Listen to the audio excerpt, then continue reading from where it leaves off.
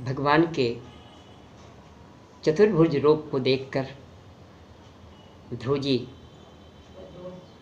प्रेम में अधीर हो गए।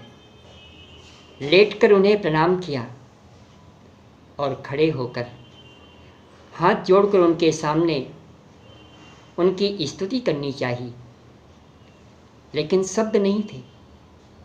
उन्हें कुछ ज्ञान ही नहीं था भगवान की स्तुति कैसे की जाए। तभी भगवान ने अपने वेदमय शंख को ध्रुव जी के कपोलों से स्पर्श करा दिया।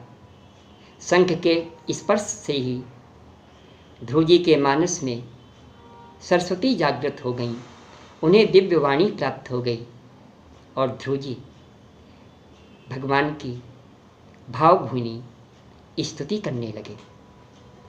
भगवान की स्तुति करते हुए ध्रुव जी कहते हैं, योऽन्तः प्रविश्य मम वाचमिमां प्रसुप्तां संजीवयत्यखिलशक्तिधरः स्वधाम्ना अन्यांश हस्तचरणश्रवणत्वगादीन् प्राणान्नमो भगवते पुरुषाय तुभ्यम्।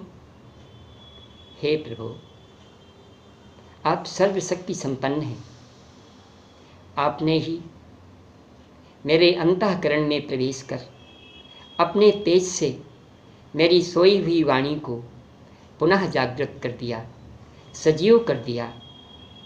हे नाथ, आप ही हाथ, पैर, कान, त्वचा आदि इंद्रियों और प्राणों को चेतनता देते हैं। मैं आप अंतर्यामी भगवान को प्रणाम करता हूँ। भक्तिं मुहुः प्रवहतां त्वयि मे प्रसंगो भूयादनंत महतां मलाशयानां एनांज सुलभन मुरुव्यसनं भवाब्धिं नेस्ये भवद्गुण कथामृतपान मत्तः। हे प्रभु, आप मुझे उन विशुद्ध हृदय महात्माओं का संग दीजिए जो आपसे अविच्छिन्न भक्तिभाव रखते हैं, जो आपके अनन्य उपासक हैं। उनके संग में मैं आपकी लीलाओं, आपके गुणों की कथा सुधा को पी पी कर उन्मत्त हो जाऊंगा और अनेकों कष्टों, दुखों से परिपूर्ण इस संसार सागर से पार हो जाऊंगा। ध्रुव जी की स्तुति को सुनकर भगवान प्रसन्न हुए और उन्होंने ध्रुव जी से कहा, मैं तुम्हारे हृदय के संकल्प को जानता हूँ, तुम्हारी इच्छा को मैं जानता हूँ। यद्यपि वह सर्वोच्च पद पाना बहुत कठिन है, फिर भी मैं तुम्हें वह प्रदान करता हूँ। इसके अतिरिक्त तुम पिता के वनगमन के पश्चात 36,000 वर्षों तक इस पृथ्वी का शासन करोगे और तुम्हारी इंद्रियों की शक्ति ज्यों की त्यों बनी रहेगी। और इसके पश्चात तुम मेरे परम धाम को पधारोगे, जहाँ आने के बाद फिर वापस संसार सागर में नहीं जाना पड़ता, फिर संसार का दुख नहीं उठाना पड़ता। इसके पश्चात भगवान अपने लोक को चले गए। ध्रुव जी अपने नगर को पधारे। जब महाराज उत्तानपाद को यह पता चला कि उनका पुत्र ध्रुव वन से आ रहा है, उनकी खुशी का ठिकाना नहीं रहा। सभी नगरवासियों के साथ नगर के बाहर आकर के और ध्रुव जी का स्वागत किया। ध्रुव जी को देखकर भाव विह्वल होकर उत्तानपाद ने अपने प्रेम के आंसुओं से ध्रुव जी को नहला दिया। ध्रुव जी ने भी बहुत ही प्रेम के साथ, आदर के साथ सबको प्रणाम किया। माँ सुनीति ने अपने पुत्र ध्रुव को गले से लगा लिया और अपने सारे संताप भूल गईं। समय बीता। जब महाराज उत्तानपाद को यह ज्ञान हुआ कि अब उनका पुत्र समर्थ हो गया है, तरुण हो गया है, तब उन्होंने अपने पुत्र ध्रुव को राज्याभिषेक करके और तपस्या के लिए वनगमन किया। महाराज ध्रुव पृथ्वी पर शासन करने लगे। मैत्रेय जी कहते हैं, ध्रुव जी ने 2 विवाह किए। उनकी पहली पत्नी का नाम भ्रमी और दूसरी का नाम इला था। भ्रमी से 2 पुत्र उत्पन्न हुए और इला से 1 पुत्र और 1 पुत्री उत्पन्न हुई। एक दिन उनका भाई उत्तम, सूर्यपुत्र, शिकार खेलने को गया हुआ था। हिमालय पर्वत पर एक बलवान यक्ष ने उसे मार डाला। जब ध्रुव जी को यह पता चला, उन्होंने यक्ष नगरी अलकापुरी में चढ़ाई कर दी। यक्षों से उनका घमासान युद्ध हुआ। भीषण नरसंहार को देखकर उनके पितामह स्वयंभू मन को आना पड़ा। मन जी ने अपने पौत्र ध्रुव को समझाते हुए कहा, हमारे कुल के योग्य यह कर्म नहीं है। एक यक्ष के अपराध करने पर अनेकों निर्दोष मारे जा रहे हैं। तुम जैसे भगवत सेवी साधु पुरुष के लिए यह उचित नहीं है, यह शोभा नहीं देता।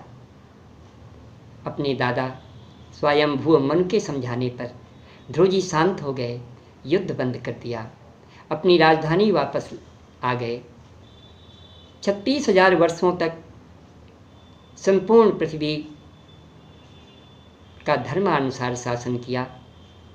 इसके पश्चात अंतिम समय में महाराज ध्रुव अपने पुत्र उत्कल को राज सिंहासन सौंपकर और गंगा जी के किनारे बदरिकाश्रम को चले गए। वहीं भगवान की आराधना करने लगे। एक दिन ध्रुव जी ने देखा एक दिव्य विमान आकाश से नीचे आ रहा है। वह विमान ध्रुव जी के पास आकर रुका और उससे 2 भगवान के पार्षद नंद और सुनंद उतरे। उन्होंने ध्रुव जी से कहा, राजन, आपने 5 वर्ष की अवस्था में भगवान को प्रसन्न करके परम पद को प्राप्त कर लिया। उन्हीं सारंग पाणी भगवान ने यह विमान आपके लिए भेजा है। आप वैकुंठ धाम को पधारिए। महाराज ध्रुव ने गंगा जी में स्नान किया, बदरिकाश्रम में रहने वाले मुनियों को प्रणाम किया, उनका आशीर्वाद प्राप्त किया। इसके पश्चात उस दिव्य विमान की पूजा की, पार्षदों को प्रणाम किया और जैसे ही उस दिव्य विमान में आरूढ़ होने लगे, तभी उन्होंने देखा काल मूर्तिमान होकर मृत्यु उनके सामने सिर झुकाए खड़ी है।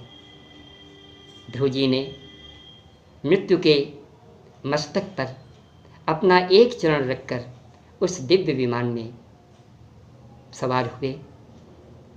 वैकुंठ धाम की तरफ जाते हुए महाराज ध्रुव को अपनी माँ सुनीति की याद हो आई।